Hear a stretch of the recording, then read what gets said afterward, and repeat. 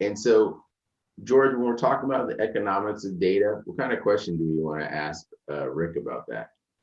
So if we think about the space economy right now being essentially a data economy, right? Because everything's being commercialized as the data that we're picking up from Earth observation, right? That's 95% of where the profits are being made right now.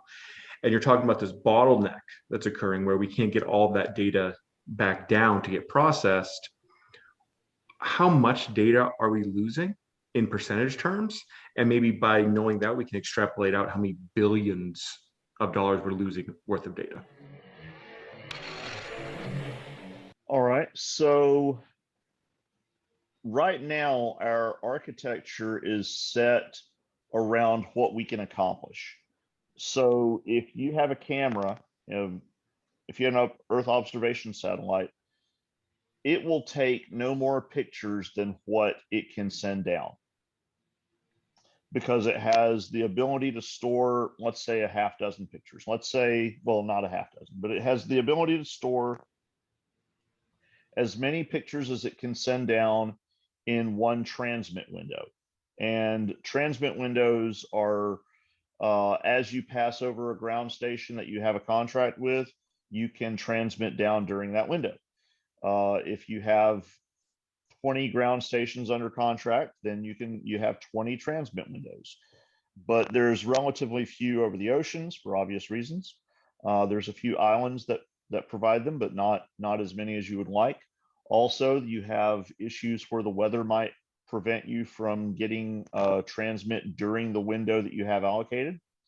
So basically, you only take as many pictures as you know you have an interest in. One of the things that we can do is add things like change analysis, where you might not have known that there was something interesting happening at grid 1, 2, 3, 4, 5, 6, but by the computer, by the satellite taking pictures that it relays to the computer, and then the computer comparing those to previous images, it can say something changed at this spot, and it can send down that change.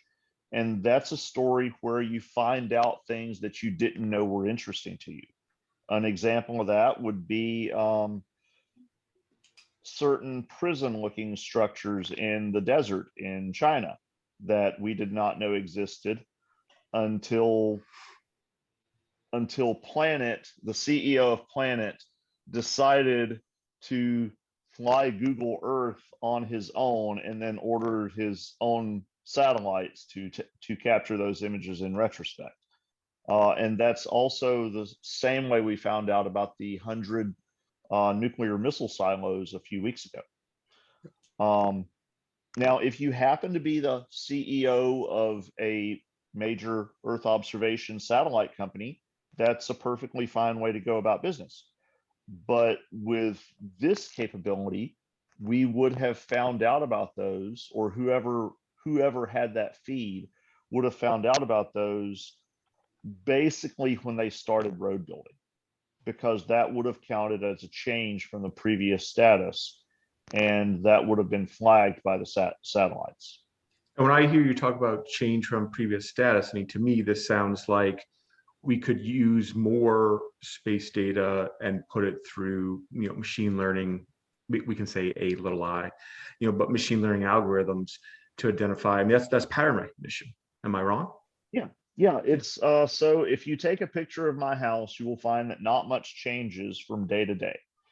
But if you send down that whole picture, you'll send down a lot of redundant data. The trees haven't moved. They're still in the same condition. My shed looks exactly the same. But if you were that interested in my yard, maybe I did some different flowers in one spot. You could actually crop out those flowers, the things that were different, and send just that down, and not have to send down the whole thing.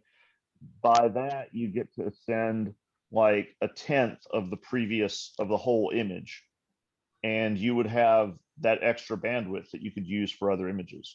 Additionally, we can also do compression and encryption. So you could turn that 10th down into like 1% by good compression and encryption. And not only are you sending down, you have 99% of your bandwidth left over, but now it's not something that can easily be observed by other parties. I wonder if this revelation that you're sharing plays into some of the announcements I saw a few weeks back about Goldman Sachs' price target on Maxar.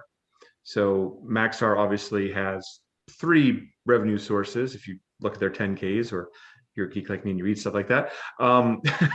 But one of them is GOD, so that's whatever that is. But the other two have to do with their constellations and their data use thereof, right?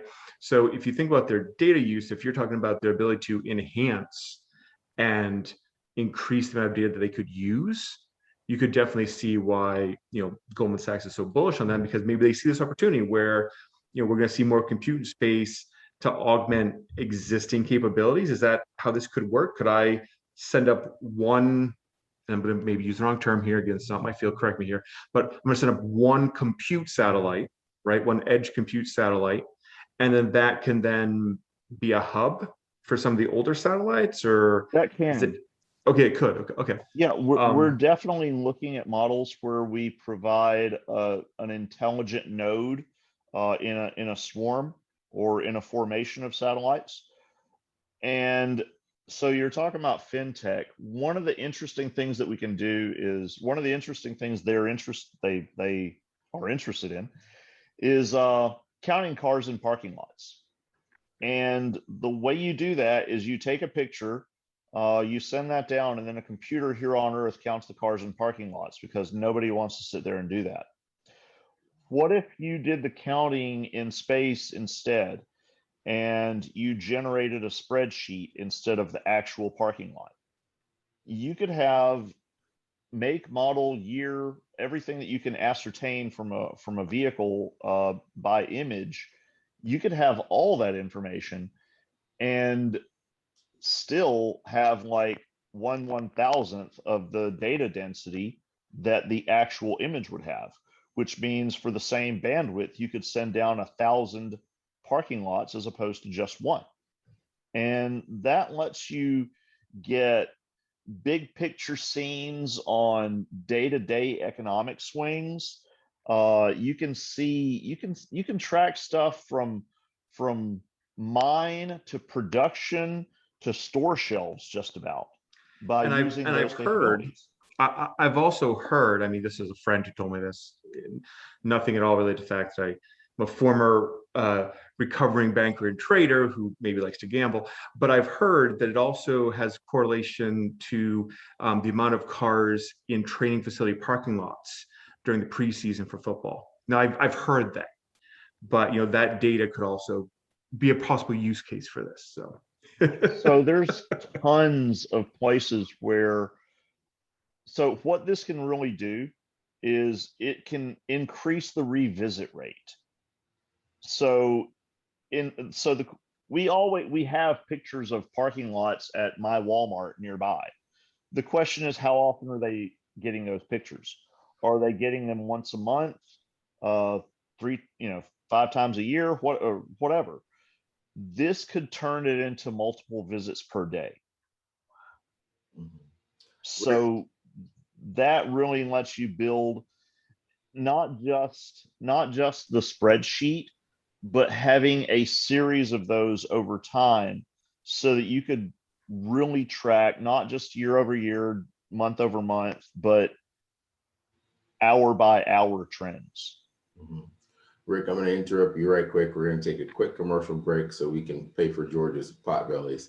So we're going to come right back in 30 seconds or less, so I can ask you this next question, because we talked about some amazing things. So we'll be right back here on the Space Economy.